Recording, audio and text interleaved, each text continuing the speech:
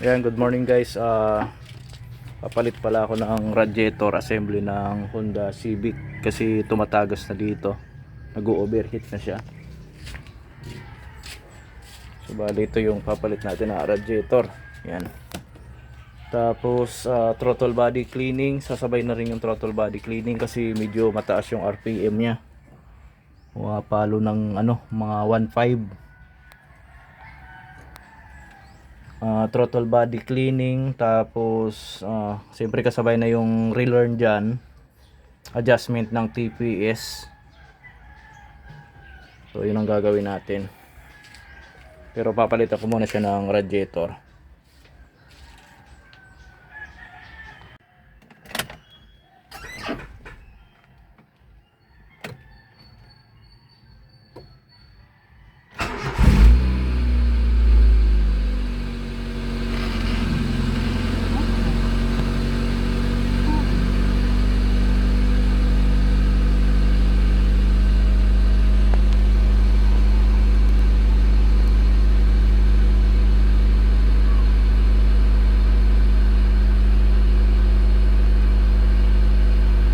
Yan yung idle niya, ganyan kataas kahit painit na yung makina.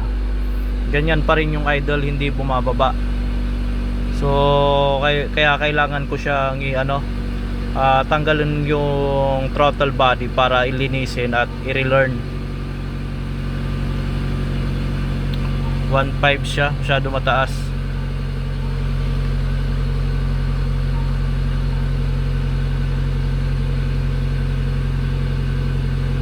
Ayun, tanggalin ko muna yung throttle body para linisin.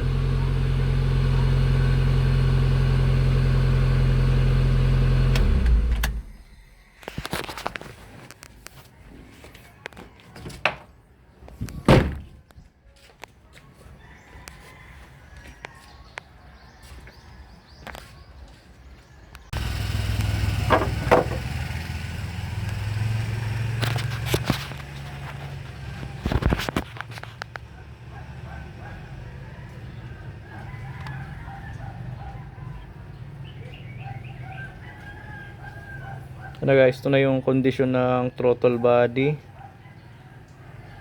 So barado na rin, wala na ring clearance. So, dapat may clearance to. Yun, lilinisin lang natin to. Tapos ito yung TPS, ito yung kinakalibrate. So pag naglinis kayo ng throttle body, dapat pag tinanggal to, kinakalibrate dapat yan. So yun, linisin ko na muna ito.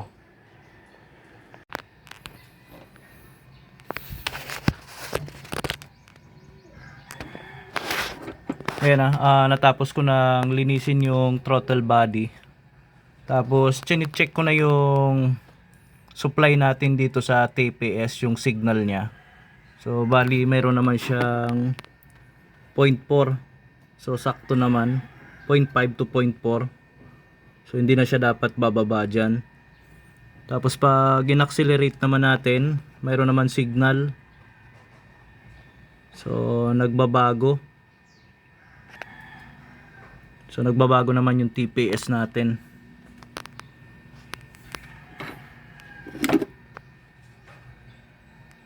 Ayan.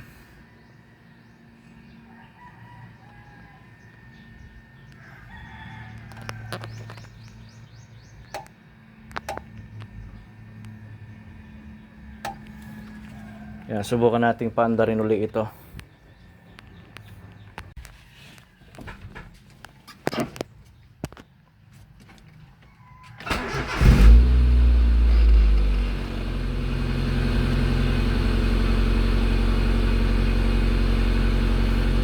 Ayan, hintayin muna natin ma-throttle body relearn. So mamaya obserbahan natin kung yung RPM niya ba ganyan pa rin kataas pag mainit na. Tayin muna natin umandar yung fan para ma-relearn yung natin, throttle body.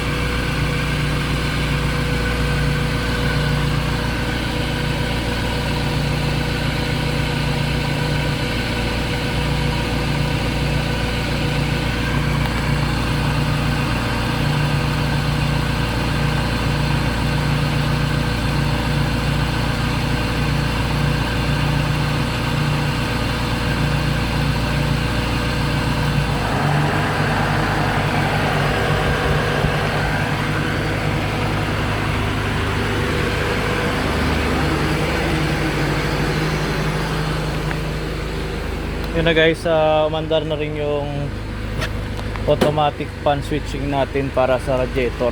So pag mga ganyan kasi, so ibig sabihin na ano na natin yan, na throttle body relearn na. So kung makikita nyo dito, yung RPM natin nasa 750 to 800 RPM tayo. So hindi na katulad dati, mataas, nasa 1.5 to 1.2, 1.3.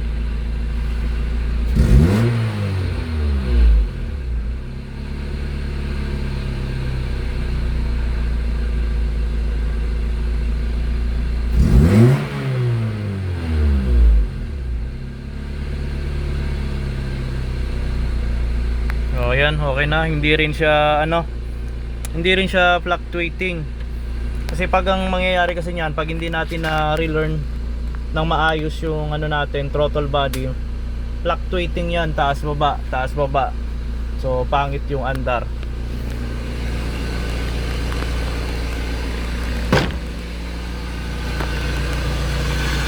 Pero ito, okay na to.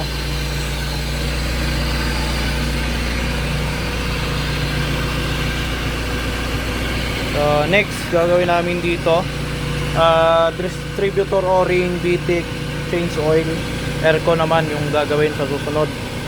So i-reschedule na lang to sa next month siguro kung mayroon na mga pyesa. So okay na yung natin, problema dito sa RPM saka yung overheating.